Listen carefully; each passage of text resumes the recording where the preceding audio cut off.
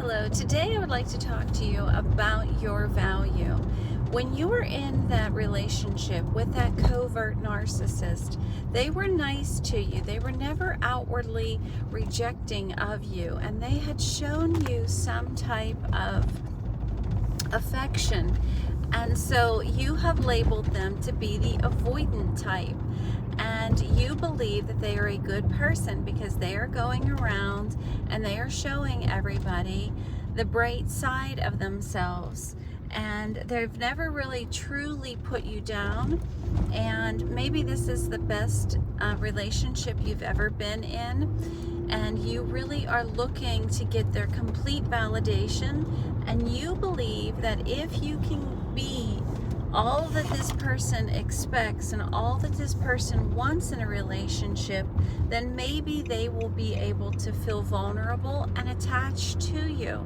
And so there you are, like on a swivel going round and round, or like that hamster in the cage going round and round, looking for the validation that you're never going to get. And so what I have talked about in the past is about how the avoidant person is formed from early childhood development. And I really want to talk about how they are just continuing to manifest that same patterning. So it's not really about you, it's about them. Now we know that their mother, in those instances, really just left the child alone. There was an abandonment. There was an abandonment, and when the mother was around, there was a rejection. So the child has learned that safety comes from being by themselves. What the child has learned is that they cannot trust other people. And so any type of vulnerability, maybe they're when they cried, the parental caregiver told them to shut up, to be quiet. When they cried, they just didn't even pay attention, they ignored it. So there was a devaluation of emotions, right, for this child. And what we know is that part of who we are as a human being is emotions. We have feelings. Our soul is where our mind and our mind is. So that's where we think and we feel, right? Our feelings are in that space. So this person has learned to be dehumanized, essentially. They've been detached from who they are as a human being because we have feelings. God created us in His image, and God has feelings. He is love, which is a feeling.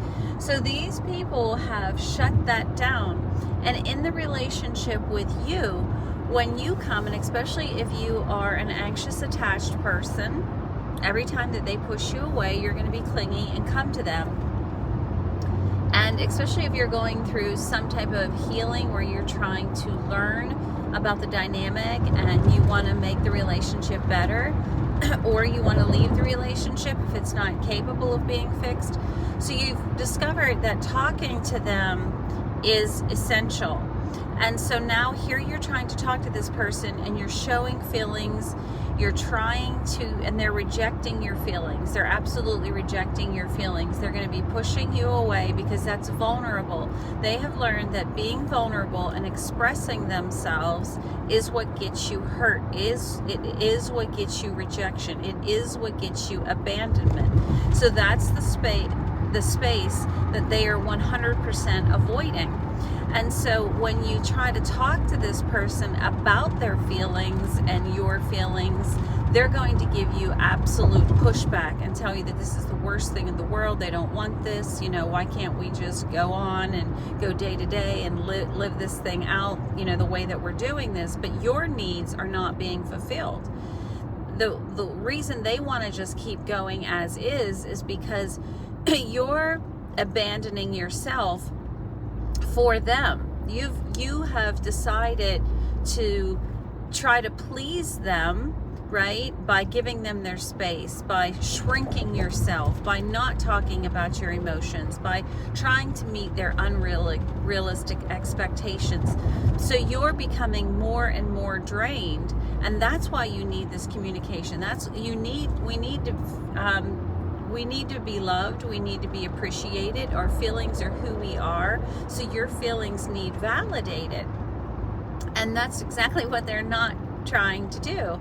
And so when you go to them and talk to them, they're going to shut you down and invalidate you further, right?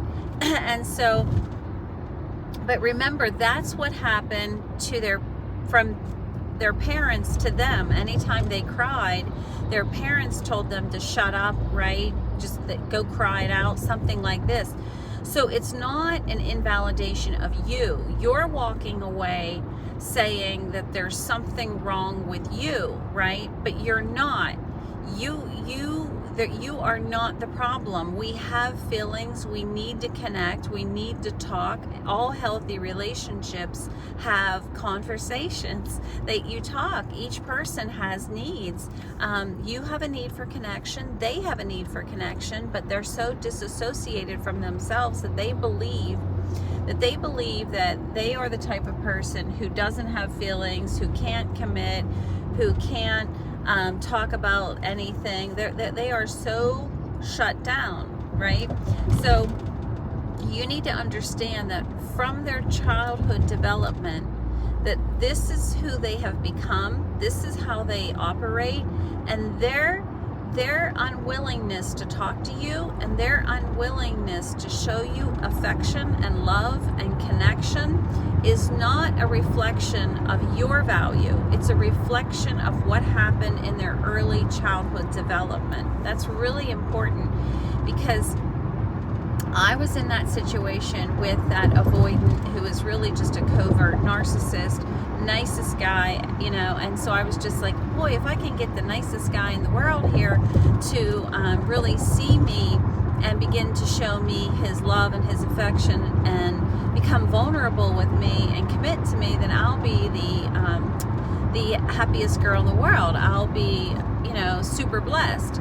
But the truth is that this person was buried, and he had no interest in discovering himself, in getting in touch with his feelings, in getting in touch with these vulnerable places.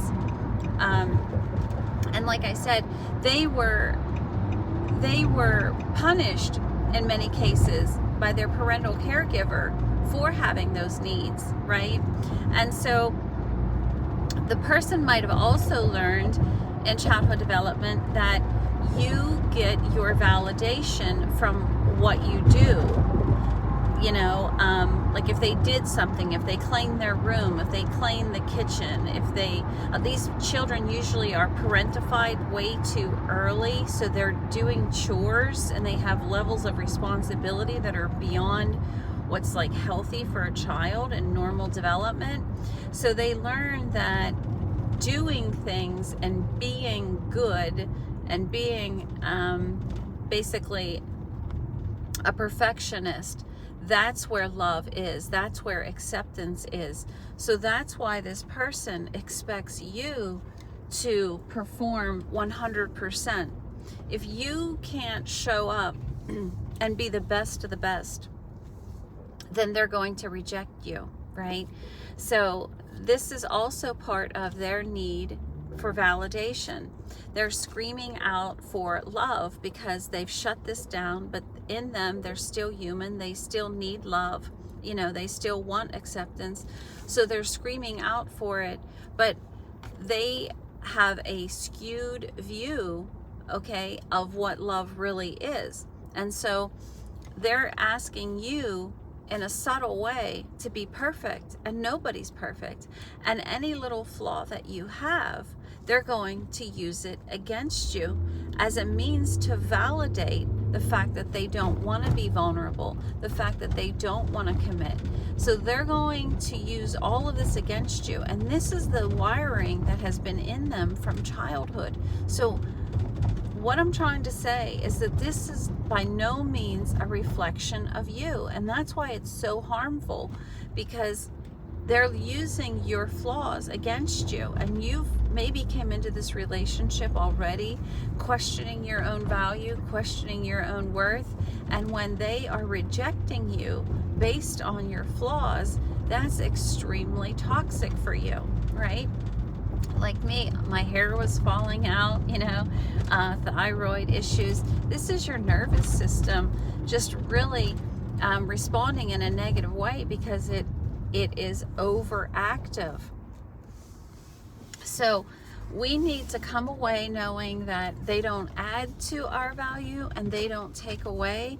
And to be human is to have flaws. We all have flaws. None of us are perfect. And so, if somebody can't get in touch with their feelings, which is really who they are, and they're going to weaponize your feelings against you, that's a toxic relationship.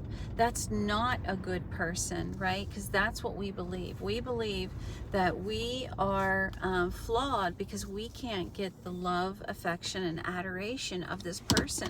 But the truth is that this person can't even love themselves. They can't even get in touch with their own emotions. So it's not a reflection of us. Do we all need to do work? Absolutely. We need to continue to try to learn as much as we can, and we need to try to get closer to God so that we can get the healing that we need, so that we can move on and become the best person, the very person that God created us to be, and so that we can go out and do exactly what we have been created to do. So I hope this is helpful. God bless you, and I hope to see you again. Bye-bye.